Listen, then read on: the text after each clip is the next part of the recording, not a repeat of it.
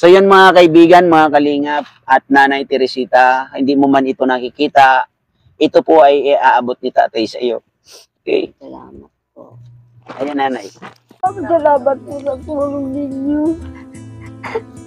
So yun mga kalingap, si tatay kung nakikita nyo lang napapaluha din kasi sa naging sitwasyon ni nanay, ang hirap, no?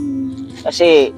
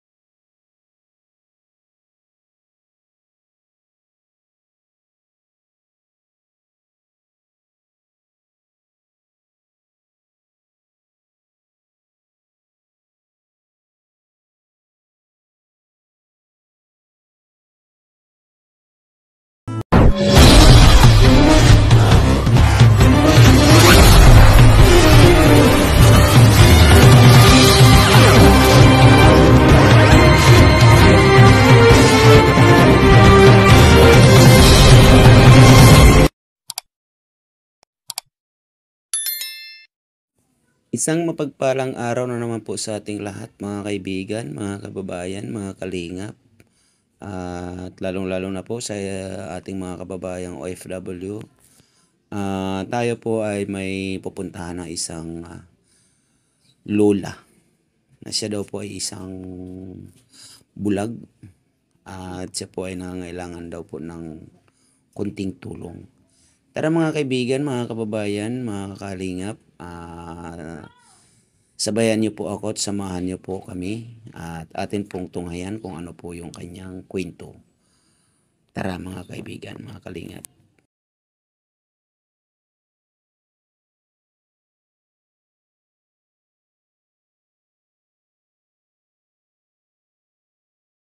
Ay, sama ka po sa bibila ka.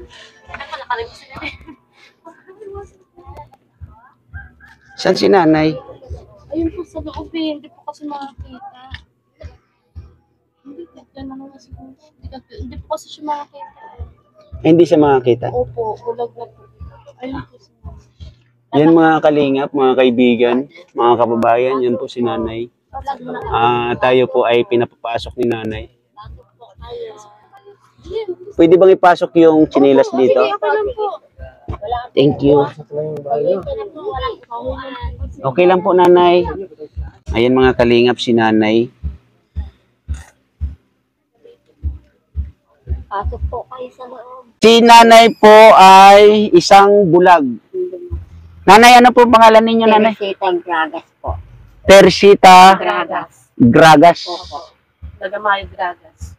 Taga saan po ang province ninyo nanay? Masbati po. Taga Masbate. Opo. Kayo po ay Masbatinya. Oo. Ilan taon na po kayo? Na 62 na po ako. 62. Noong January 17. Okay. Ilan po yung inyong anak nanay? Siyam po anak ko. Siyam. Opo. Sa siyam po na yan, puro na po may mga pamilya. Opo. Siguro naman nanay, marami na po kayong apo, no? Marami na po akong ako. Okay. Kaya lang po, maliliit pa rin. Okay. Ang mga anak niyo po nanay, lahat nandito lahat. Hindi po, sila lang po kasama ko dito. Hindi pa po kasi yung panganay po, nasa Quezon City po. Doon po sila nakasama. Yung isa po, yung sumunod po, nasa Paranaque. ang unoy po, tapos yung isa po, nasa Tarlac po nakatira. So ibig sabihin, hiwa-hiwalay kayo na. Opo. Kami Ilan kayong kasama ni nanay dito? Tatlo lang pong pamilya dito. 3 pamilya, bali pang-4 si nanay. Oh. So sa 3 pamilya ninyo dito, magkakatabi ba kayo? O tatlo lang po, pali yung 4 po kami nakatira. Dito sa bahay. Ito. Ganon. Sa isang, Isa po, ito po. nasa taas, sa isang pamilya sa itong area na to, 4 kayo rito? Ay, 3. Opo. Opo. 3 pamilya. Opo, sa baba po. Ano yung, kasi yung isang pamilya, sa isang pamilya may asawa na, di ba? Opo. May asawa na, sabihin na natin may asawa, pero kahit to, wala pang anak, pero pamilya na rin, no? Opo. Yung anak po niya, asawa. Bali manugang ka. O ano. Tapos yung So, isang- 3 kayo rito. Dito po kami ng asawa ko na po. Kasi sila namin po dito. Dito. Yung anak po niya si Ate Angel na may anak. dito Solo kasi parents po siya. Ganun. Opo. Pakita mo yung ano. Solo parents po yung So yun, mga kaibigan, mga kalingap, ito napakaliit na area, no? Opo. Sinasabi ni, ano pangalan mo ate? Ni Ate Mary Joy na manugang ni manugang ni Nanay Teresita. Itong area na to mga kaibigan, mga kalingap po, ito, kung makikita ninyo, ito nasasandalan ko is yan na yung pinakaano niya, pinakahangganan at ito. Kung dadangkalin, 1, 2, 3, 4, 5. Pitong dangkal, mga kaibigan, mga kalingap, 7 dangkal yung lapad niya. At yung haba niya, 1, 2, 3, 4, 5, 6, 7. 8 dangkal. So yun, Nanay Teresita, kayo po ay isa ng PWD. Opo. Kayo po ay isang bulag. Opo. Ano po yung nakukuha niyo sa ating local government o sa gobyerno natin? Meron Meron po. naman po ako nakukuha. Pag tuwing pa-birthday po sa akin, binibigyan po ako nila. Yung pa-birthday. Opo. Buti hindi mainit dito sa lugar na to. Hindi naman po Minsan kasi lang po kami talaga. eh, siksikan na lang po. So, Nanay Teresita, ano po yung inyong pagkabulag? Dati na po ba yan? Hindi po, ano lang po yun kasi na-overpatig na po ako sa trabaho.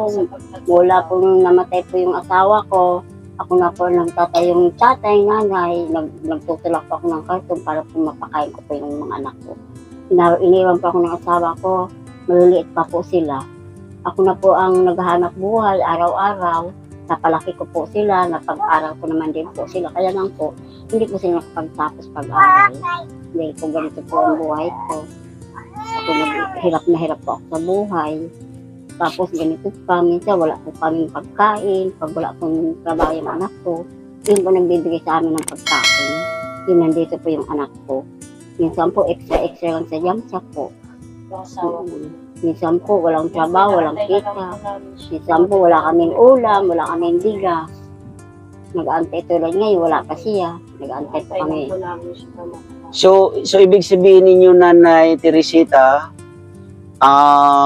sa tuwi na sa araw-araw, inihintay ninyo na na dumating yung isa ninyong anak ninyo na dumating na mayroon dalang pambili ng bigas o mayroon dalang bigas para doon pa lang kayo mismo magsasaing. Ganon yung naging... Minsan po, pag nagugutom pa ako, nag-ano lang po ako ng kape, gatas, pag wala po, nagagatas pa ako ng gatas. Lalo na po, may sakit ako, gusto ko po magpa-x-ray, magpa-check up. Wala po akong Kasi nga pang-test. kung magpapacheck up kami ni nanay po.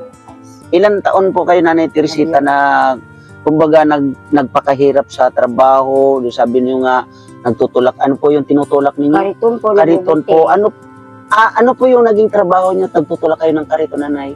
Yung ano po, nung mula po naman namatay po yung asawa ko, minsan po naglalabada ako, tapos minsan nagtutulak po ng kariton, magbobotik po kung saan lugar. Naranasan ko po yung hirap, kahit mainit, kumukuha po ako ng puhunan para makabili po ng mga bote-bote, kahit mura, tinitiisan ko po yun para makakain lang po kami. Okay. Tapos yung maglalabada po ako, pagdating ko po, saka lang po sila makakain dahil pinaantay nila po ako. Tapos, yun, na-solve naman yung problema, napalaki ko naman po sila, o ayan, lumaki na po sila, nakapagtrabaho naman po yung anak ko. Yung iba nag-asawa na, kami na lang po natitira dito. Yun na lang po yung isang anak ko yung nandito yung naghahanap buhay. Minsan, wala pang trabaho, sa extra-extra. Tapos bayaran pa namin ng kuryente.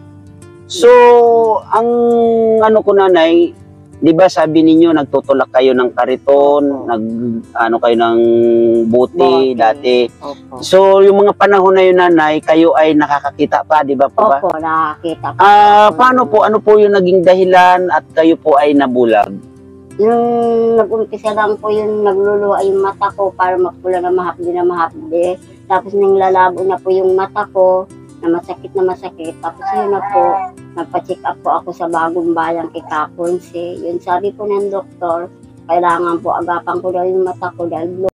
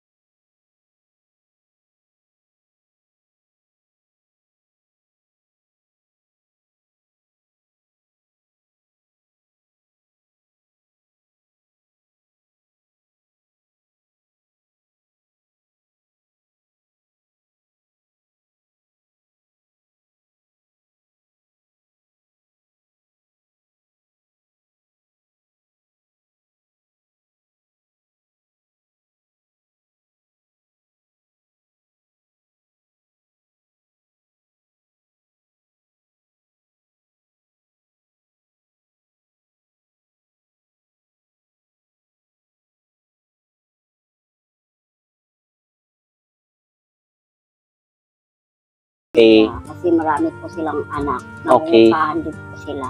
Okay. So yun mga kaibigan, mga kalingap, kung atin pong pakikinggan si nanay, napaka maunawain niyang nanay. Siya yung nanay na, kumbaga, hindi humihingi sa mga anak.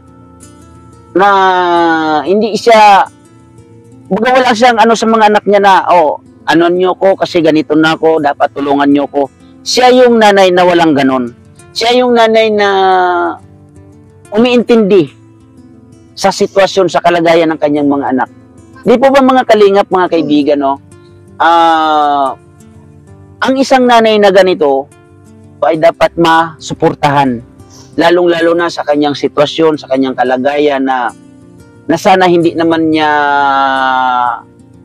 kumbaga hindi niya inabot o hindi siya nagkaroon ng ganyang karamdaman unang-una sa mata pa, na nawalan siya ng paningin, na kung tutuusin sana hindi naman pala si anak kong na hindi naman po pala si nanay ganyan, na kumbaga nang dahil sa hirap, dahil sa pagpapakapagod niya para lang may support niya yung mga anak niya, mapalaki niya, mapakain niya, mapag-aral niya yung mga anak niya. Pero ano ang naging kapalit? Yung mawalan siya ng paningin. Di po ba mga kalingap, mga kaibigan, nakaka ng damdamin kasi katanungan natin bakit si nanay nagkaganito? Bakit si nanay nagkaganyan? Bakit si nanay inabot yung ganyan na sitwasyon? Na dapat ipagpapalain si nanay kasi sa ginawa niya sa kanyang mga anak na nagpakahirap siya.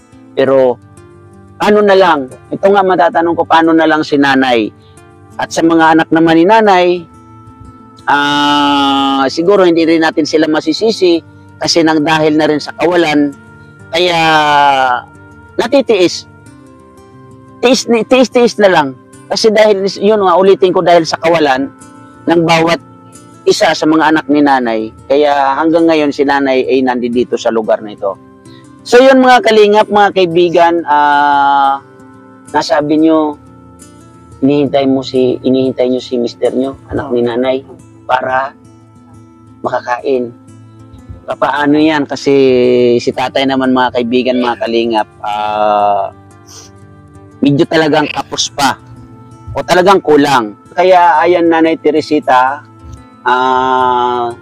yan mga kaibigan, mga kalingap, kung atin pong mapapansin na si Nanay Teresita ay tumutulo ang kanyang luha, no? Diba? Ito po, nabuhay. Salamat po sa tulong ninyo. So yun mga kalingap, si tatay, kung nakikita nyo lang, napapaluha din kasi sa naging sitwasyon ni nanay. Ang hirap, no? Kasi, akin natin siya yung ano.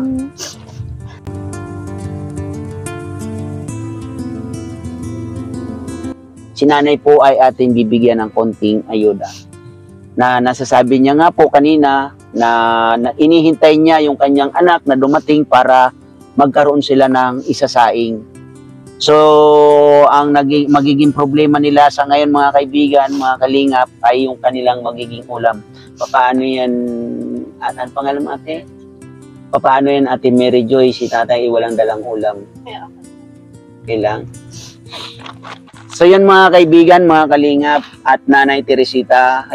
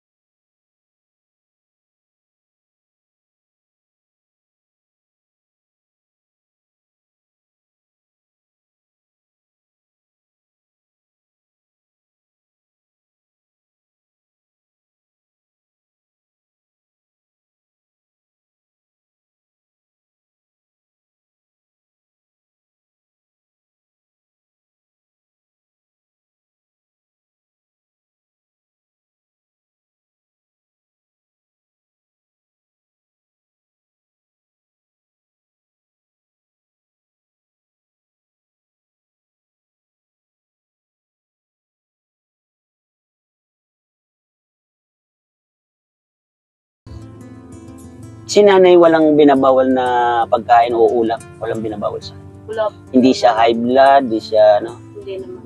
Hindi naman siya. Hindi naman po siya, wala naman po pinabawal sa kanya. So yun mga kaibigan, mga kalinga, papansamantala ay hanggang dito na lang po muna yung ating video kay Nanay Teresita at kay Ate Mary Joy. Sa mga anak ni Nanay Teresita, maraming salamat po sa inyo. At pasalamat kayo sa inyong nanay kasi siya yung nanay na talagang dapat na iduluhin. Okay? Napakabait ng inyong nanay. Swerte kayo sa inyong nanay. Okay? So yun mga kaibigan, mga kalingap, ay pansamantala, mayroon po muna tayo mga isi-shoutout. Shoutout po sa ating ama ng kalingap, Kuya Bal Santos Matubang. Shoutout po sa iyo, sir. At shoutout din po kay Kalingap Rab. At shoutout din po kay Ma'am Jackie Tapia Matubang. At shoutout din po sa ina ng Kalingap na si Ate Edna Matubang. Support po natin sila mga kaibigan. Sila po ay mga matulung. Shoutout po kay Nanay Paz Samotsari. Maraming salamat po sa iyo, ma'am. Shoutout din po kay Ma'am Larina Dana.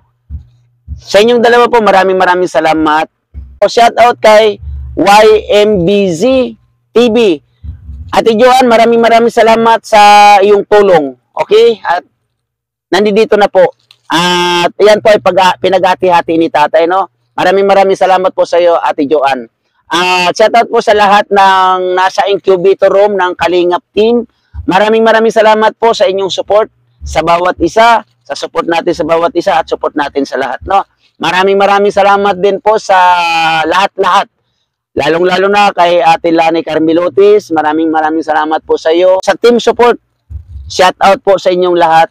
At sa Team Kalami, shout out po sa inyong lahat. Maraming salamat po sa inyong support. Sa lahat ng Kalinga partners, maraming salamat po sa inyo guys. And lagi pong sinasabi ni Tatay na wag po natin kakalimutan laging magdasal sa ating mahal na Panginoon kasi siya lamang po ang ating sandalan sa ating buhay, sa ating pamumuhay at sa ating buong pamilya. Maraming salamat guys and thank you. Bye-bye. Salamat Bye-bye po. naman. Salamat po.